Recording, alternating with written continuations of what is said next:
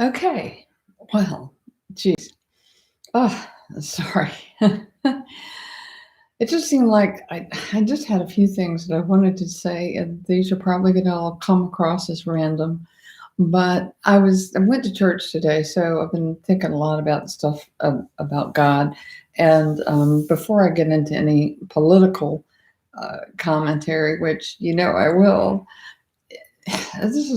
this is like a pet peeve of mine, but people always say God won't give you any more than you can handle. Yeah, he will, because what he gives you is more than you can handle by yourself. If you could do it, you wouldn't need him. So that just seems like a little thing, but I just started thinking, if I do everything because I can handle it, then why do I need God? I can do all things through Christ who strengthens me. Not I can do all things. Lots of times he purposely gives us things that we cannot handle because he wants us to learn to depend on him. He wants us to learn what it is we don't know sometimes. It's easy. If you always do stuff that comes easy to you, then you don't ever grow, you don't ever learn. And sometimes he tests us by fire. Well, all the time he tests us by fire. So to say that, I realize it's just these silly little memes, but sometimes they bug me because everybody goes, oh, yeah, that's right. No, it isn't right. God will give you what you can't handle so you learn to depend on him. And that is true. And if it's something you can handle, as I said, you don't need him. Why? Who needs God if you can handle everything? So, a lot of times we are called to do things that are outside of our comfort zone. In fact, 99% of the time, God calls us to do something outside of our comfort zone. Look at Moses, I'm slow of speech. I need to think about this because that's not where you grow. That's not where you learn. That's not where you stretch. Where you stretch is when you're outside of your comfort zone. Like doing YouTubes for me is way outside my comfort zone. So I kind of just wanted to get that off. I was rattling it around in my head, thinking about a few things. And one of the things that I've been thinking about is everybody's talking about what a great week the president had, and he did. Wonderful week. He was acquitted, and all of these. One of the best speech of his life, the SOTU speech was excellent, and recently he is draining the swamp. Now, the Vidman and his twin brother gone.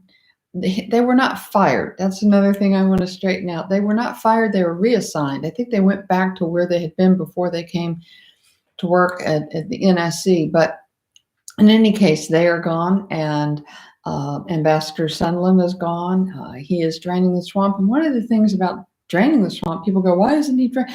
You don't know who these people are until they do something like this. And people are saying, he got rid of this honorable guy. Everybody who serves in the military isn't necessarily honorable. It's just like everybody who does anything isn't necessarily on. How honorable is it to be orchestrating a coup against the president of the United States? I mean, and that's exactly what he was doing. He was helping to orchestrate a coup. That's what he was doing. So now that we know this, the president's been cleaning house. Yay, that's a good thing. So I hope to see more of that. And I'm hoping that this house cleaning, this draining swamp, is a sign to us that these indictments are getting ready to come down the pike. Some of these indictments that we've been hearing about for a long time, because there hasn't been a whole lot of swamp draining until after the acquittal. But so I don't know. Some people there's a buzz out there that it could be Monday that we might see some indictments. I sure hope we see some soon. I'm ready for some people to face the music. And one of the people who needs to face music is Nancy Pelosi. What she did was like a petulant 3-year-old, seriously ripping up that speech and saying what she just said and saying what she just said since. There is no excuse for that. was embarrassing to me. I don't know. People keep saying, well, what she did was illegal. Do you really think that they're going to charge Nancy Pelosi with a crime? I mean, I'm not expecting that to happen. A censure would be a good thing, but right now, the Democrats hold the majority in the House, and so I don't know where any of that will go. Senator Graham has promised and keeps promising and keeps saying that he will investigate some of this stuff. We know that Chuck Grassley has received some information from the Department of Justice and from the Treasury Department on Hunter Biden. And so some of this stuff is happening. Some of this is taking place, some of these investigations. But I want to get back to Vindman. As all of us know, the President of the United States can fire anybody he wants to for any reason or no reason. And the fact that they are just upset about it is simply this. Vindman was a snitch for them. He was a mole, or whatever word you want to use.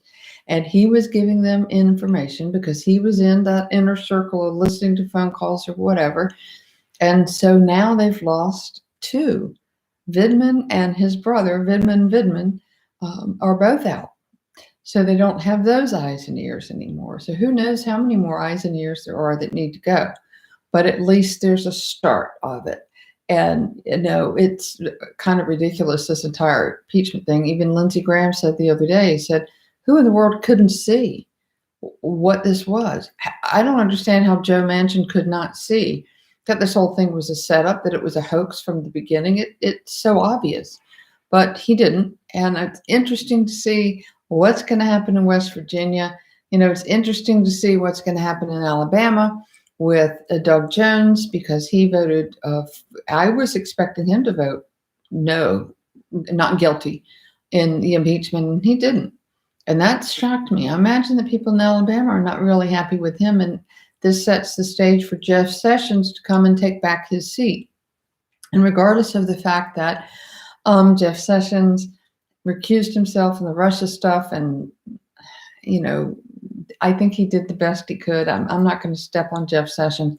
I would much rather have him in the Senate than Doug Jones anyway, or any Democrat for that matter. And the other thing I've read today about the Democrat Party is they are kicking out all the pro-life people, telling them they don't belong in the Democrat Party. If I was pro-life, I would have a difficult time being a Democrat in the first place. But I'm not going to, that's their business. They have other reasons for being Democrat. I don't, other issues, I guess.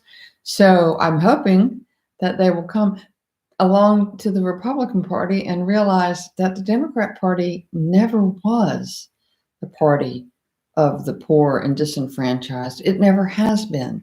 They've always pretended to be. But one of the things that they want desperately is to control their people. They want to control us, in fact.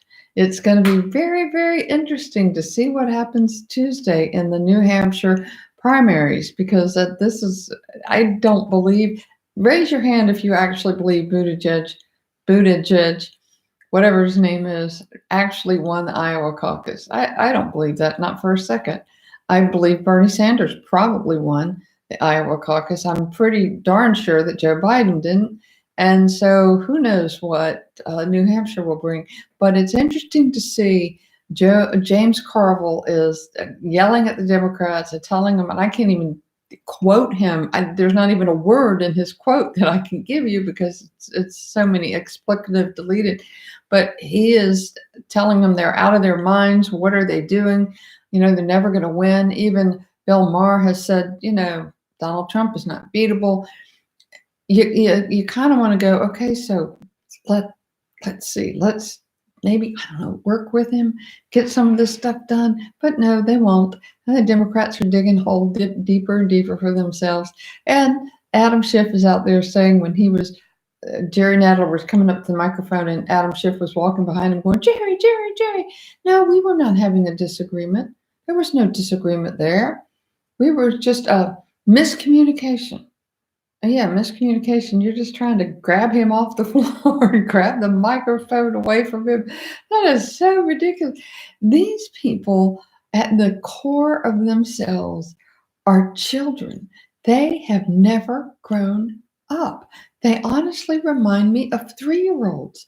That's exactly what Nancy reminded me of, a 3-year-old having a temper tantrum. And it's my understanding that she quite often, and we know at least twice that she's walked out of meetings with the president, but she has some issue. She has some issue. I don't know exactly what it is, but she has some issue. She's either an alcoholic or a drug addict or something is going on with that woman, because she literally, that is just insane what they're doing. And complaining about the president firing Vidman and whatever. It's just ridiculous. You cannot argue with them, though. You cannot argue logically with them. They're not going to listen to it.